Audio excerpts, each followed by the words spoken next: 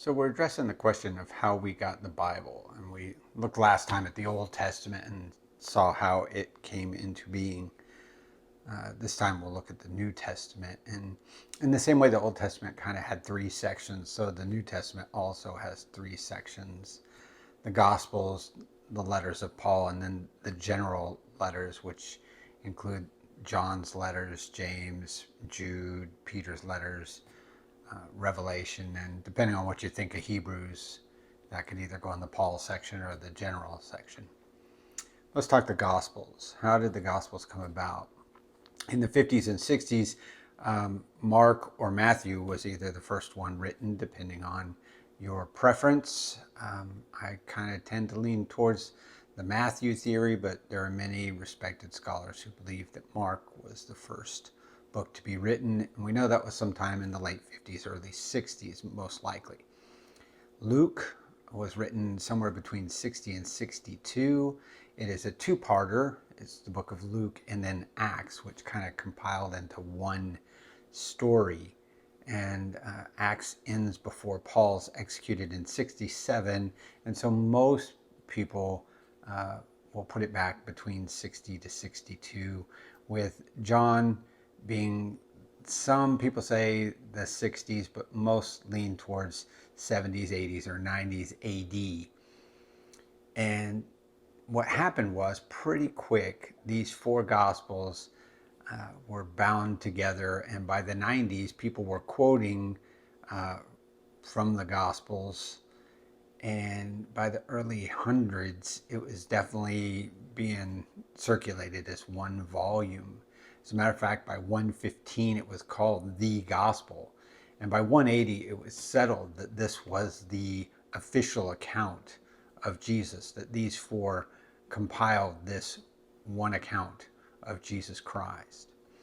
The letters of Paul pretty quickly were seen as authoritative.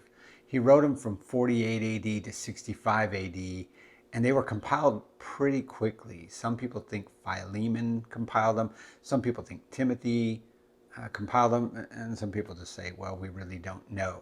But really early on, as a matter of fact, Polycarp refers to Ephesians as scripture really early on. By 75 AD, they're considered authoritative. And even 2 Peter chapter 3 calls Paul's letter, he puts it in the same category as scripture. So we know that the letters of Paul very quickly were seen as authoritative. Finally, the general letters. Now, these general letters, some were accepted really quickly. Others were questioned, and it really wasn't settled completely until about the 4th century, where the canon was closed and they said, this is the New Testament.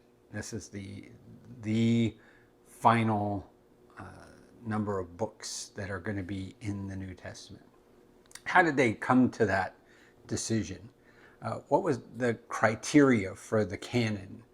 A couple of things. The first is, can it be tied to an apostle? Can it be tied to one who followed Jesus and had been with Jesus?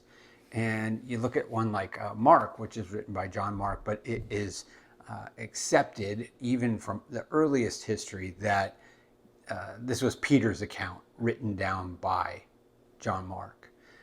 Luke, the same. It was with Paul, and he did much research, including getting information from Mary, the mother of Jesus.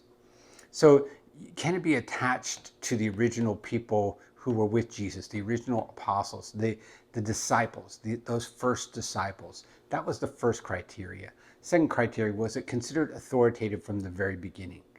And so what we find is that these books that compose the New Testament met those criteria. And that's why we don't keep the Bible open to more books today. You might wonder, why don't we continue to say God's speaking and increase the size of the Bible?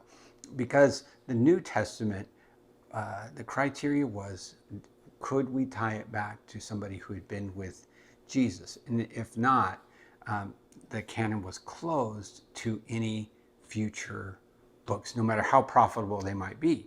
And there have been throughout history very profitable books that were written, and where people who were godly really did say really needful and helpful things. But ultimately, we say the Bible is a closed book, that it's not open to any more revelation added to it because of the very nature of the way the New Testament was written.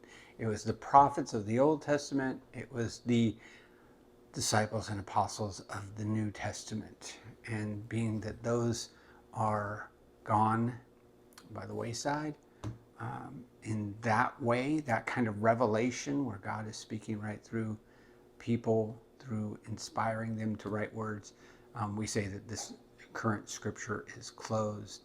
And that's how we got the Old Testament and the New Testament.